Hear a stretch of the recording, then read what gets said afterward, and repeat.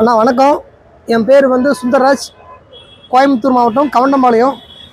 நம்மளுடைய கடை பேர் பார்த்திங்கன்னா மண் கலையகம், தமிழ் மண் கலையகம்னு பேர் வச்சுருக்கோம். இப்போ வந்து சமீப காலமாக வந்து வெயில் வந்து அதிகமாக அடிச்சிட்டு இருக்கு.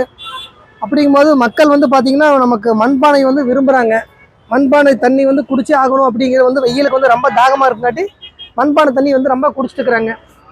மண்பானை வந்து செய்யறதுக்கு தான் ஆளுங்க இல்லை, ஆனால் பொருள் வாங்குறதுக்கு வந்து நிறைய ஆளுங்க இருக்கிறாங்க. எப்படின்னு கேட்டிங்கன்னா, முதல்ல எல்லாம் பார்த்தீங்கன்னா மண்பானை வந்து இந்த அளவுக்குலாம் ஒரு அதிகமாக வந்து மக்கள் வந்து யாரும் விரும்ப மாட்டாங்க. இப்போல்லாம் பார்த்தீங்கன்னா மண் பொருள் வந்து ரொம்ப விரும்புகிறாங்க.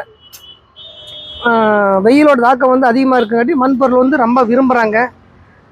அதனால விரும்புறங்காட்டி கொஞ்சம் வியாபாரங்கள் கொஞ்சம் நல்லா இருக்குது. ஆனால் பொருள் செய்யறதுக்கு தானே ஆளுங்க இல்லை. விறகு மண் எல்லாமே கிடைக்கிறது இல்லை. மண் பொருள் உற்பத்தி வந்து பண்ணுறதுக்கு வந்து ஆளுகளே இல்லை. அதனால் வந்து வெளி மாவட்டத்துக்கு தான் வருது முக்கால்வாசி பேர். நம்மளும் இங்கே பண்ணிகிட்டு இருக்கோம், ஆனால் அளவாக தான் பண்ணிகிட்டு இருக்கோம். வந்து ப்ரொடக்ஷன் வந்து கொஞ்சம் கம்மியாக தான் ஆகிட்டு இருக்குது. அதனால் கொஞ்சம் என்ன சொல்கிறது, விறகு மண் தான் வந்து நமக்கு வந்து கிடைக்கிறதில்ல. கோவை மாவட்டத்தில் வந்து மண் வந்து சுத்தமாகவே கிடைக்கிறதில்ல. மண் வந்து எடுக்கிறதுக்கு வந்து தடை பண்ணியிருக்கிறாங்க. மண் வந்து தடை பண்ணியிருக்கங்காட்டி உங்களுக்கு எடுக்கிறதுக்கு விட மாட்டேங்கிறாங்க. செங்கல் காலவாய்க்காரங்கெல்லாம் வந்து மண் எடுத்துகிட்டு போயிடுறாங்க. அதனால் வந்து நமக்கு வந்து மண் எடுக்கிறதுக்கு மண்பானை சேர்க்க வந்து எடுக்க விட மாட்டேங்கிறாங்க. உற்பத்தி பண்ணுறதுக்கும் ஆளுகள் இல்லை. வியாபாரம் பண்ணுறதுக்கு வந்து ஆளுகள் இருக்குது, மண் பானை செய்கிறதுக்கு உற்பத்தி பண்ணுறதுக்கு ஆளுகள் இல்லை.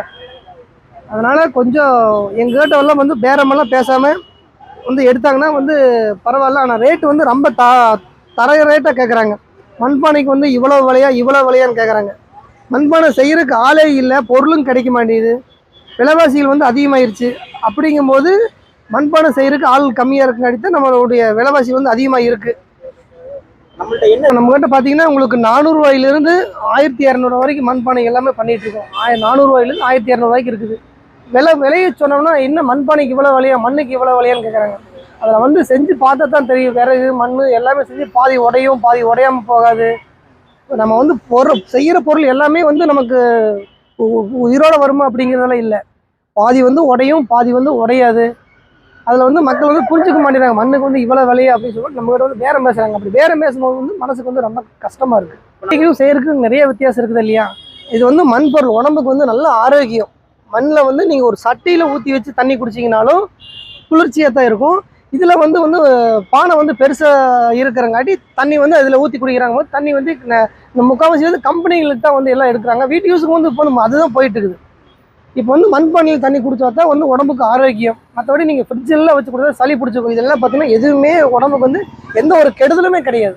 மண்பானையை பொறுத்த வரைக்கும் வந்து மீன் குழம்பு சட்டியிலேருந்து எல்லாமே சமைக்கிறதுக்குலாம் ஆரம்பிச்சிட்டாங்க. மக்கள் வந்து பார்த்தீங்கன்னா மண் பொருளுக்கு வந்துட்டாங்க.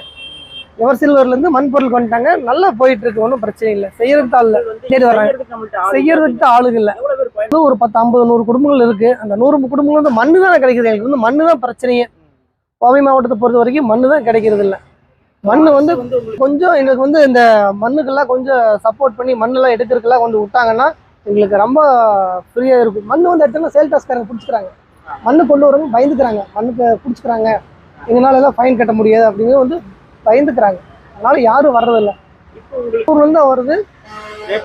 ஆமாம், ரேட்டு ஜாஸ்தி, பயங்கரமான ரேட்டு. இப்போ பார்த்தீங்கன்னா ஃபஸ்ட்டு வந்து டிராக்டர் எல்லாம் போடும்போது பார்த்தீங்கன்னா 1500 ரூபா தான். அதாவது ஒரு 10 வருஷத்துக்கு முன்னாடி 1200 ஒரு டிராக்டரில் ஃபுல்லாக போடுவாங்க.